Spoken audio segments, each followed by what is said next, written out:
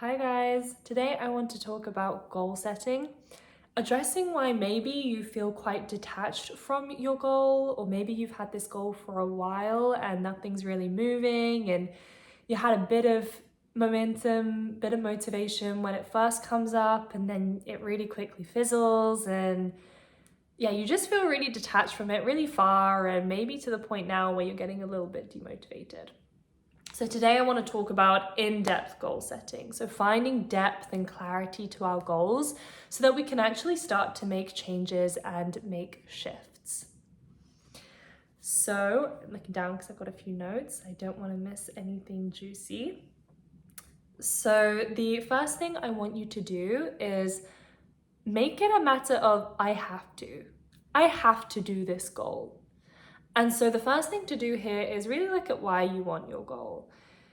And this is really important because if you want it because, if you're being really honest with yourself, it's for a bit of a showy reason, a bit of a way to hollowly impress other people, then you're definitely not going to achieve your goal because you don't really want it. Your soul doesn't really want it. It's like, okay, yeah, I mean, you might impress a couple of these people, but what am I getting from it? You know, that doesn't change my life. That doesn't make me feel good. So if you've got one of those goals, the first thing you need to do is reconsider what you really want. So if you find that that's not the case, you do have a goal, even if it looks superfluous, you know, even if it might still be something like buying a car or a house or a designer bag, but there's something, it's got a grip in you. There's like your body kind of lights up when you think about having that goal in a really good way, then that's a good goal and we're going to run with that. And then that's what we want to create clarity around. That's what we want to move towards because your body is trying to tell you, if you go for this, either once you have it or the learnings you'll get along the way is what my soul needs, what my body needs. Like this is going to be a really fruitful goal.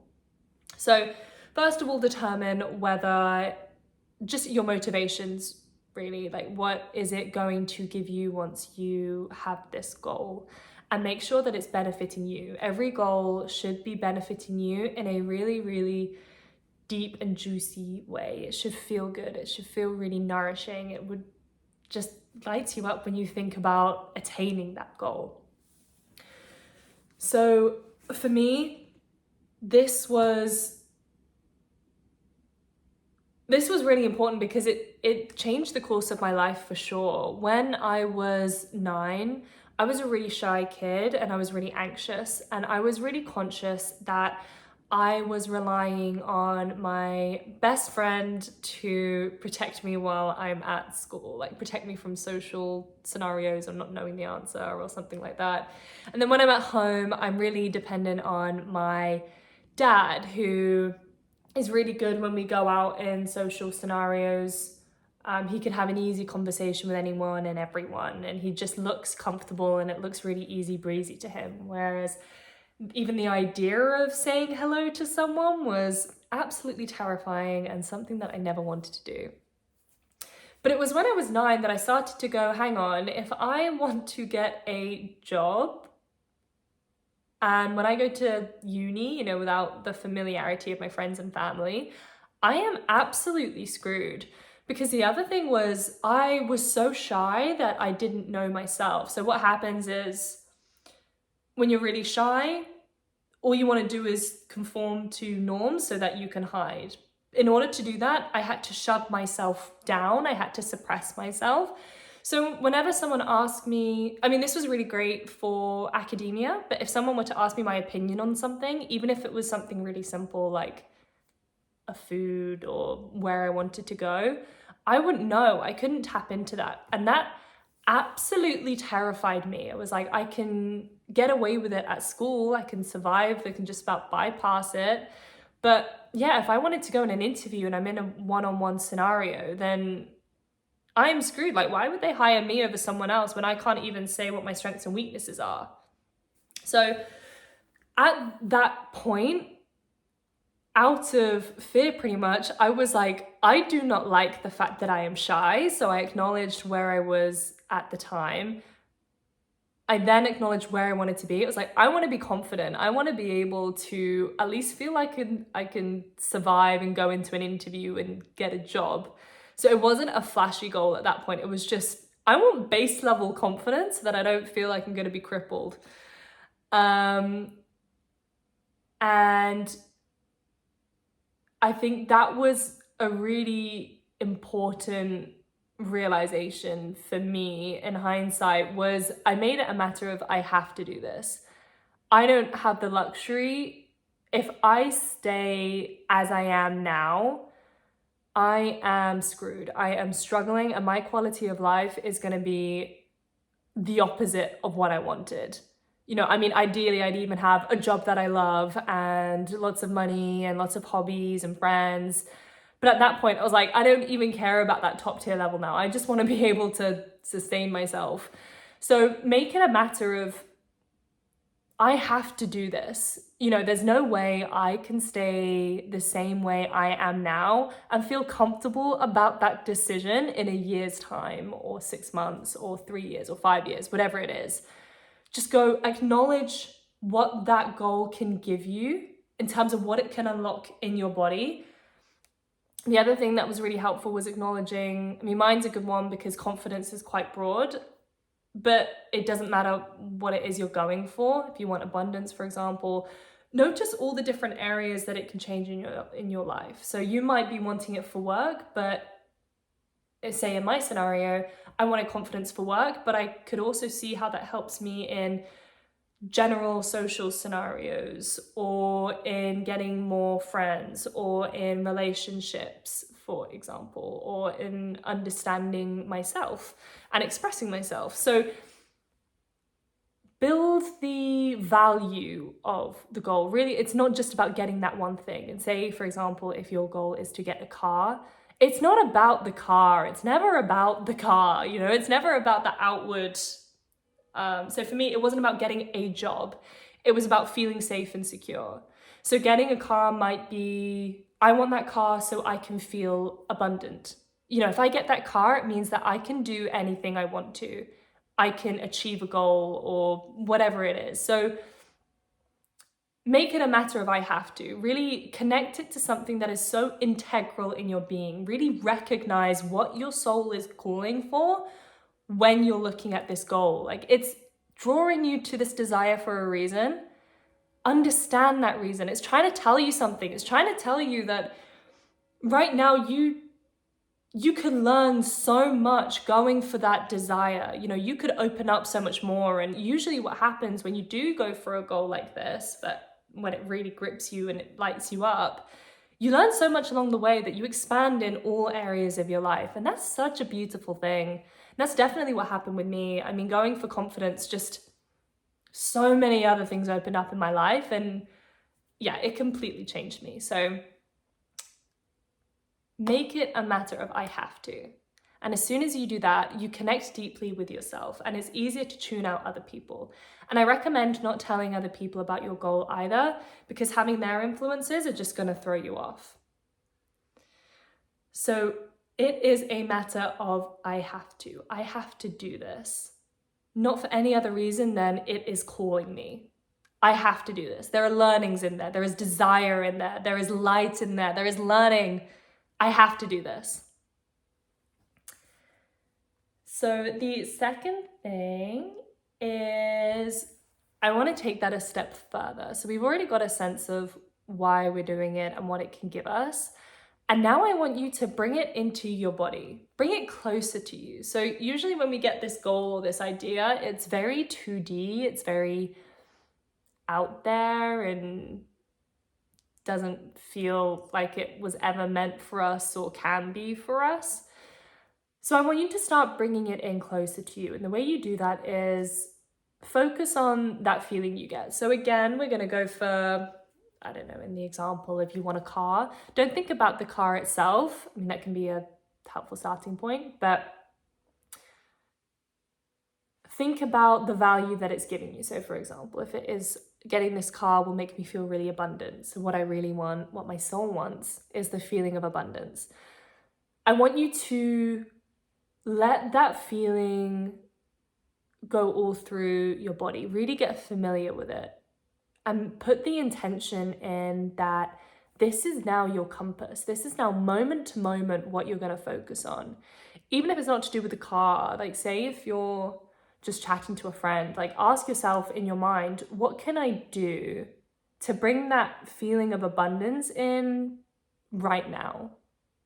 So even though it's not to do with the car directly, you know, it's not getting money, it's not going out and finding the car you want, for example, you're still on your way there because you're priming yourself for when you actually get it. And you're showing yourself this feeling is available, not only with the car, in all areas of my life. And the more I get familiar with this feeling, the more the car doesn't feel that big of a deal.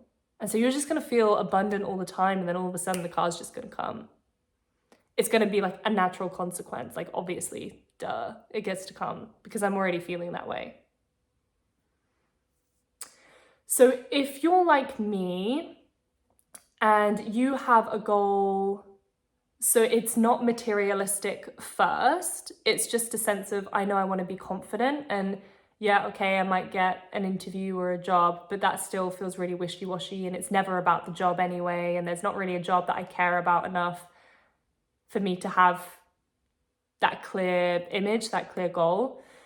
Then just sit with the feeling you want to feel. So for me, that was confidence, and let the image come up naturally. So once you sit with it, a lot of the times the image does come up on its own, but if not, just gently ask your body.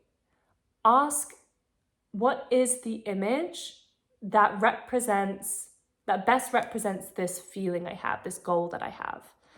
And so for me, what came up wasn't a job interview or a job itself or a company. It was actually just being able to stand in a room of friendly strangers and not even be the center of attention or talk the most or be the one to have hosted it and had a grand idea. Like nothing big. It was just a sense of, I want to go in that room and just feel like I can feel me, you know, keep a sense of me while I'm socializing, not collapse in, and just,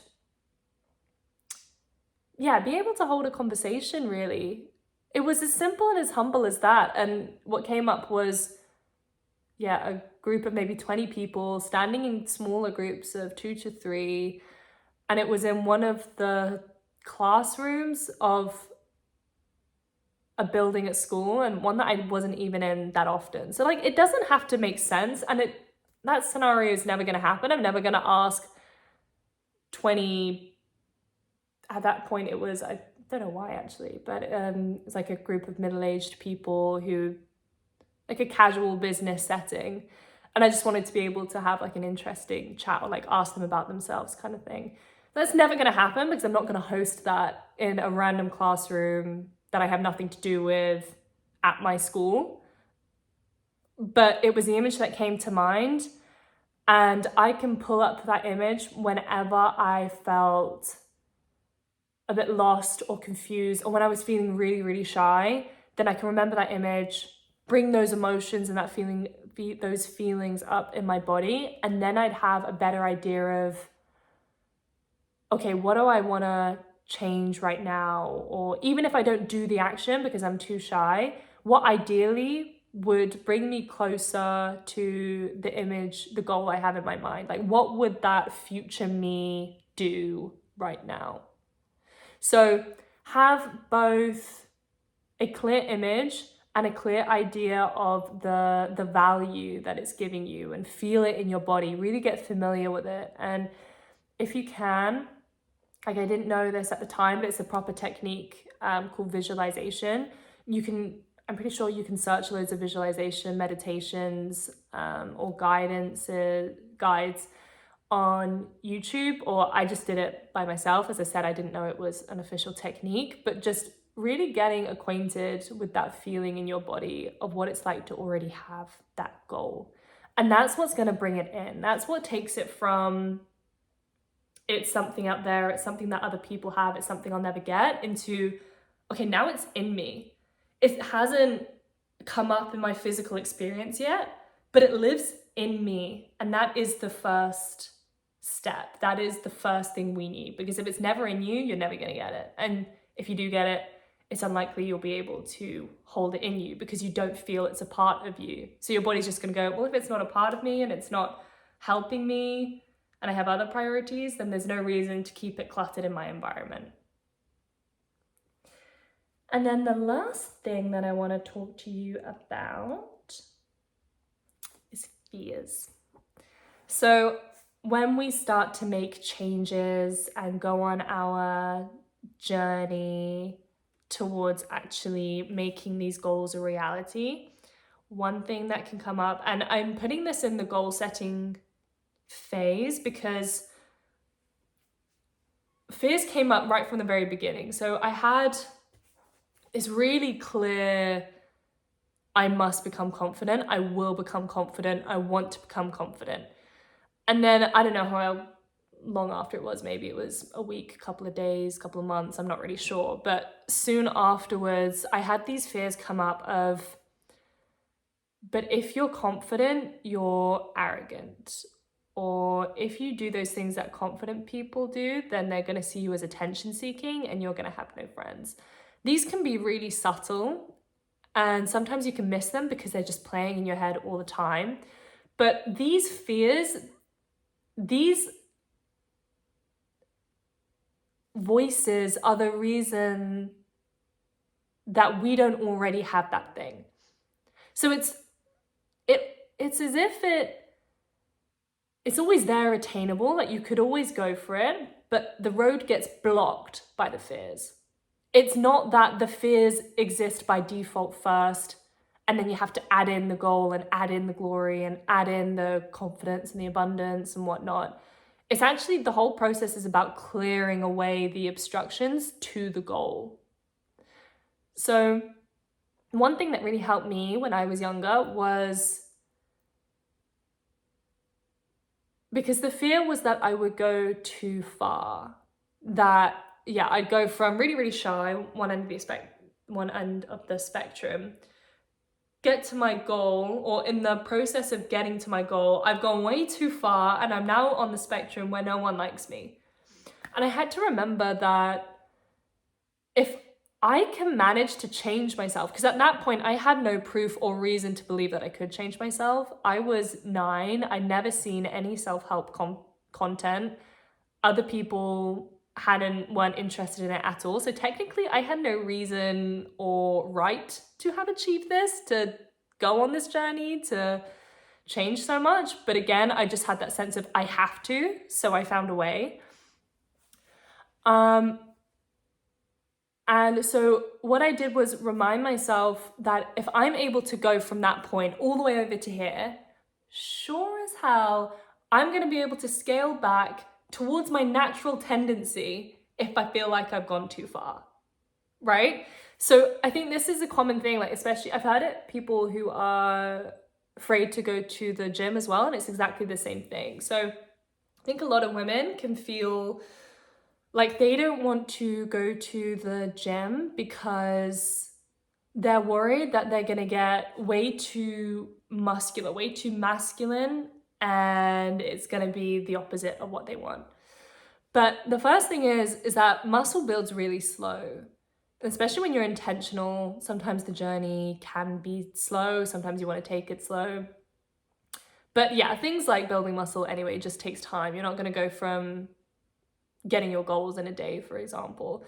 So you're going to see yourself, you're going to see and acknowledge the progress you've already made, and you're going to start to feel whether you're heading in the wrong direction before it gets obvious to other people, for sure. So you can course correct really, really easily. You know, if you found that, oh, actually my arms are getting really big, but my legs aren't growing, then you can change your plan to focus on your legs if that's what you wanted to focus on, for example. So you can course correct. And you can do that pretty soon. And I promise you, a lot of people barely even notice that you've changed. Like sometimes the change can be quite slow and subtle. That they're not even really acknowledging that you're changing, but you're just gaining inner confidence and you're inching closer to your goals, and they don't even know it, right? And that's the beauty about not sharing your dream either. The other thing is that when I was younger, I was so obsessed with being right or wrong, and that was kind of the basis of being shy. Like, I didn't want to be told off, I didn't want to be in the center of attention, so I was like, okay, if I just do everything right, then everything's fine. And that's easy enough when you know you're getting graded, but when it comes to social scenarios, there is no good or bad. Good or bad can change on your own embodiment. Like, two people can say exactly the same thing, and one person can carry it off and the other person really can't, because it's coming from a different place, it's coming from a different embodiment. So when you start making changes, and maybe this is less of a goal setting tip, but more of one that applies when you start to actually make changes after the goal setting. Excuse me. And that is that everything is both good and bad. So if you have good intentions, then in my opinion, you can't go wrong. And again, you can quickly course correct if you feel like you've gone too far. But if there's a behavior that you really associate with, for example, in my opinion, in my scenario, being confident, and I'm like, no, I can't do that because that feels so arrogant if I were to do it. Arrogance isn't bad, and sometimes it might be needed, or the flip side is, okay, it might be arrogant, but actually it gave me a sense of power, and that power protected me in that moment. So nothing's inherently good or bad. And this gave me a lot of freedom, because it meant that it's just about choosing what you need in the moment. And it also made me realize that just because you had one arrogant moment, or you have a couple, it doesn't mean you are arrogant. And again, I think this all comes back to intentions. If you have good intentions and you don't want to harm people, you're just doing this for yourself and for your self-growth, then I think it's really, really hard to go wrong. And you're gonna make mistakes. You might step too far. You might hurt other people. You can acknowledge that, and then you can apologize and you can course correct. Or you can not put yourself in that scenario to begin with. For example, you may have offended a friend because you now realize you have different values. And then now in future, you realize, okay, we do have different values. I'm gonna choose a different type of friend who is not going to be so triggered by my truth, someone who I can build with and grow with. So everything is a really hard concept, I think, when you first hear it or you first understand it, but everything is both good and bad. So try not to focus too much on I'm doing the right thing, I'm doing the wrong thing when it comes to these scenarios. Keep your intentions pure, and I don't think you can go wrong. It's all about discovery, course correction, and realigning. So thank you very much for listening, guys. I'm so happy you're here, and I can't wait to see you in the next one. Let me know if you have any questions in the comments below, and please give this a like if you found any value in it, because I really want other people to find this content to help themselves grow and realize their soul's potential as well. So help out the community if you can, if that feels good to you, and I look forward to seeing you in the next one. Thanks, guys.